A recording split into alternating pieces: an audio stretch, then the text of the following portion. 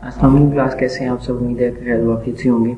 आज बेटा हम पढ़ने जा रहे हैं, हमने लास्ट टाइम फ्लो चार्ट्स के बारे में स्टडी किया था और उसमें अब जरा आगे देखते हैं। बेटा हमारे पास एक फ्लो चार्ट है, इसमें लिखा है flow chart find the sum of sum average of the given number, यानी सम और एवरेज फाइंड आउट करनी है। तो काम बड़ा आसान सा है कि ये 5 नंबर्स हैं, ठीक है। हमारे पास ये ए, बी, सी और डी और ई, इन सबको हम इनपुट में ले लेते हैं, ठीक है। इनपुट में लेने के बाद इन सब नंबर्स को जमा कर लेते हैं, ठीक है। जमा करके सम के अंदर आंसर रखते हैं। अब सम को 5 पे डिवाइड करेंगे, जितने भी नंबर्स वहाँ पे एवरेज निकल आती है। एवरेज का फॉर्मूला हमारे पास सम भी आ गया और एवरेज भी आ गया, ठीक है। जस्ट अब हमें क्या करना है, स्क्रीन के ऊपर प्रिंट करवाना है। पहले हम सम प्रिंट आउट करवा देते हैं, बाद में एवरेज प्रिंट आउट करवा देते हैं और बाद में इस फ्लो चार्ट को एंड कर देते हैं। तो इस फ्लो से हमें पता चल रहा है कि कौन सा काम कब करना है, ठीक है। नेक्स्ट हमारे पास एक ऐसा फ्लो चार्ट है जिसके अंदर हमें चेक करना है कि स्टूडेंट पास हुआ है या फेल। पासिंग क्राइटेरिया 40% का है, ठीक है। अब क्या हुआ, इनपुट में मार्क्स लिए, पहले मशीन स्टार्ट की, इनपुट में मार्क्स लिए, मार्क्स को चेक किया। अब ये क्या है, डिसीजन ले रहा है, ठीक है। डिसीजन क्या ले रहा है कि अगर मार्क्स ज्यादा है 40 से तो वो यस है, यानी पास हो जाएगा, यानी कंडीशन ट्रू है और वहां पे लिखा आएगा कि वो पास है। अगर ऐसा ना होगा, 40 से कम हुए तो कंडीशन फॉल्स होगी और वहां पे क्या लिखा आएगा, फेल। और दोनों ही सूरतों के बाद कनेक्टर के बाद हमारा क्या हो जाएगा, प्रोग्राम एंड हो जाएगा, ठीक है। अब हम ये वाला क्या करेंगे, सम वाला प्रोसीजर है। देखो अगर आपको याद हो तो हमने ना यहाँ पर एक बनाया था प्रोग्राम, यहाँ पे ये वाला, ठीक है, जिसके अंदर हमने पहले 5 कुदरती अल्फाजों को को जमा किया, ठीक है। सेम इसी का फ्लो चार्ट यहाँ पे बना हुआ है, ठीक है। यहाँ ये देखो, सबसे पहले सम के अंदर 0 रखा, एन के अंदर 0 रखा और एन के अंदर हमेशा 1 ऐड करते चले जाएंगे, ठीक है।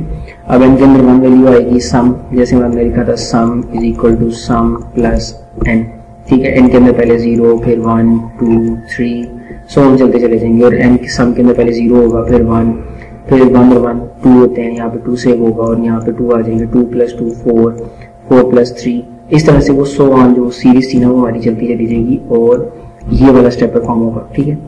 जब तक हम 50 नहीं आ जाते तब तक ये वाले काम बार बार होते चले जाएंगे, ठीक है। और बाद में क्या करेंगे, सम को प्रिंट आउट करवा देंगे, स्क्रीन पे दिखा देंगे, ठीक है। इस तरह से जो है हमारा वो जो सम वाला मामला है वो हो जाएगा। सम हम कर लेंगे नंबर्स को, ठीक है। चलिए छोड़े।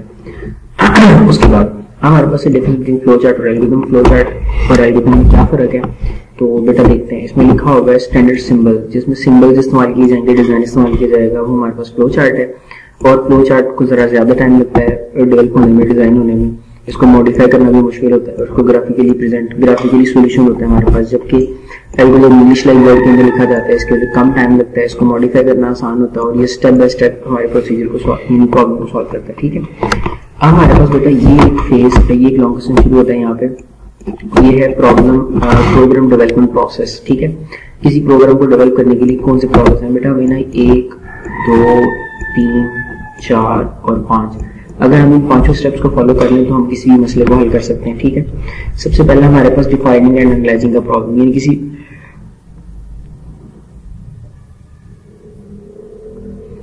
प्रॉब्लम को समझना, ठीक है। उसके बाद है डिजाइनिंग एंड एल्गोरिथम, उसका एल्गोरिथम डिजाइन करना। थर्ड उसको कोड करना, फोर्थ उसे टेस्ट करना और फिफ्थ के ऊपर उसकी फाइनल डॉक्यूमेंटेशन कर देना, ठीक है।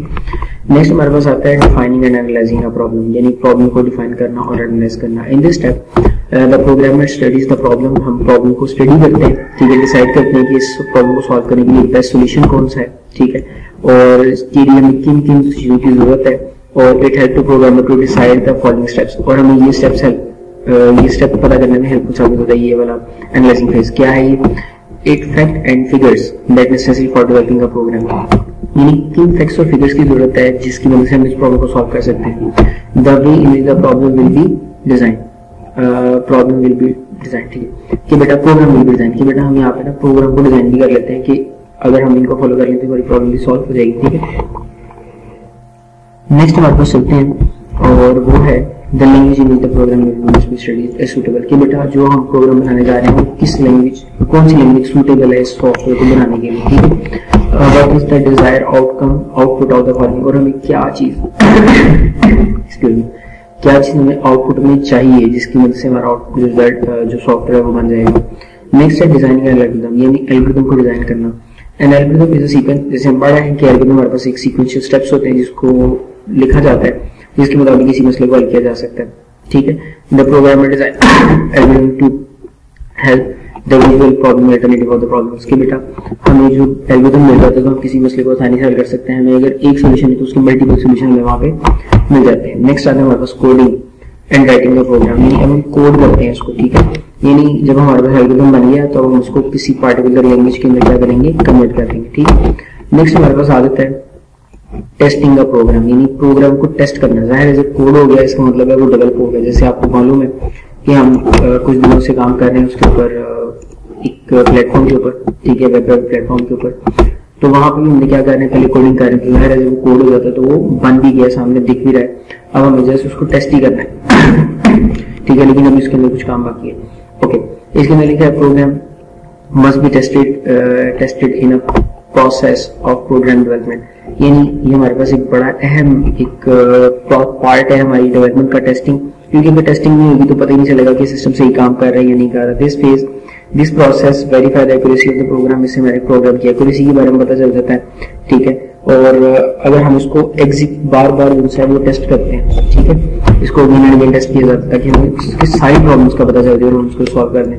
Different value of the given input and output of check, कि बेटा मुख्तलिफ तरह की इनपुट्स और आउटपुट देकर हम उस प्रोग्राम को चेक करते हैं। The program may not be given the required result if the condition are any error, अगर की एरर आ रहा हो तो हमें जाहिर आउटपुट नहीं मिलती।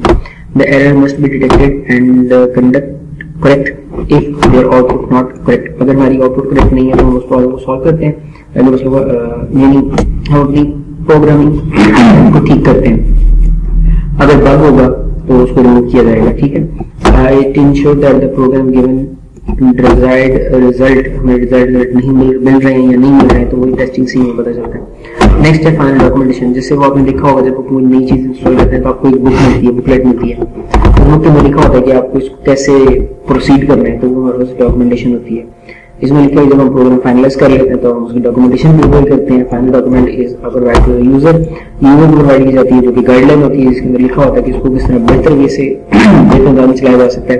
फिर another process of documentation is to allow some other programmer to modify the code if the necessary, अगर कोई जरूरी हो तो हम उसको कुछ कोड भी जो समझ देते हैं जिसमें लिखा होता है कि अगर ये वाला प्रॉब्लम हो तो इस तरह सॉल्व किया जाएगा।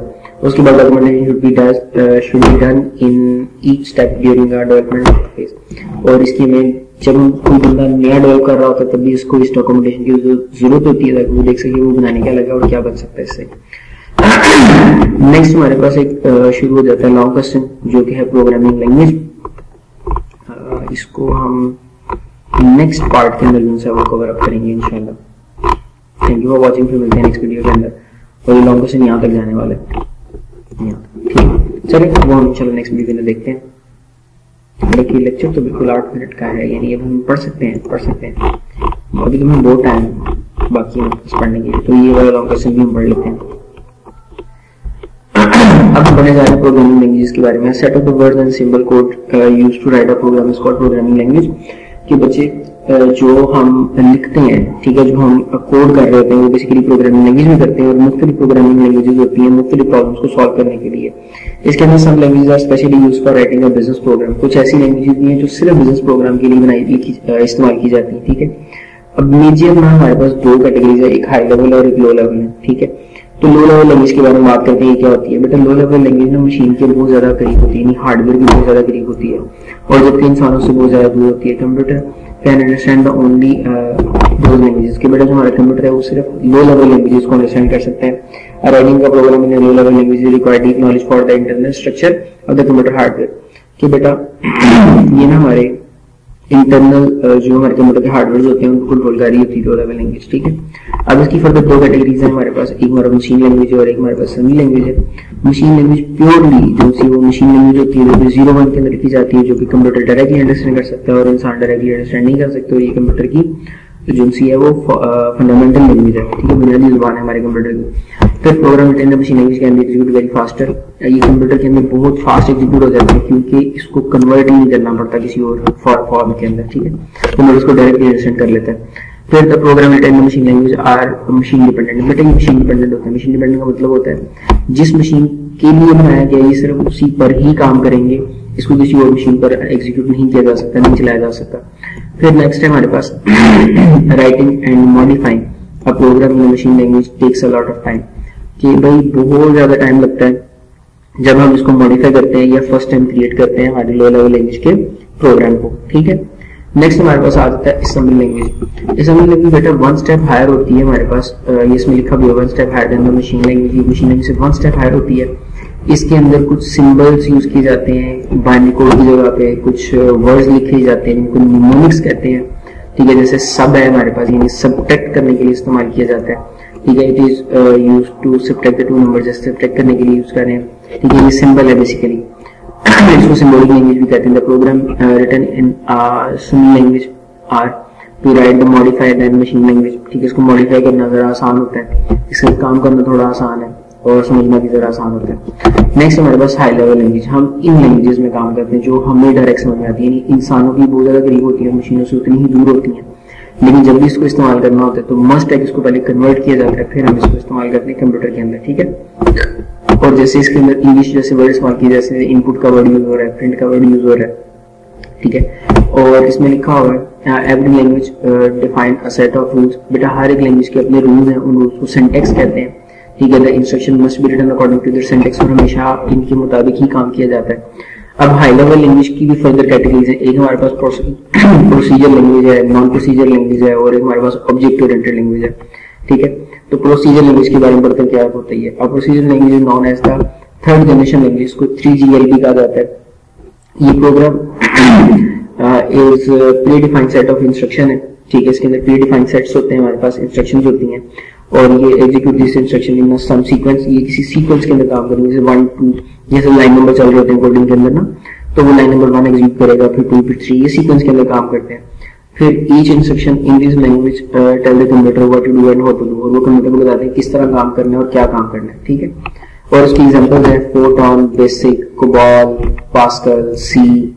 ये मुझे आपने ना सिर्फ नाम याद करने, इनको आपने थॉरली इनको नहीं पढ़ना। ठीक है, इनको याद नहीं करना, ये इनके बस नाम याद करने चाहिए कि प्रोसीजर कौन सी है, नॉन प्रोसीजर कौन सी है।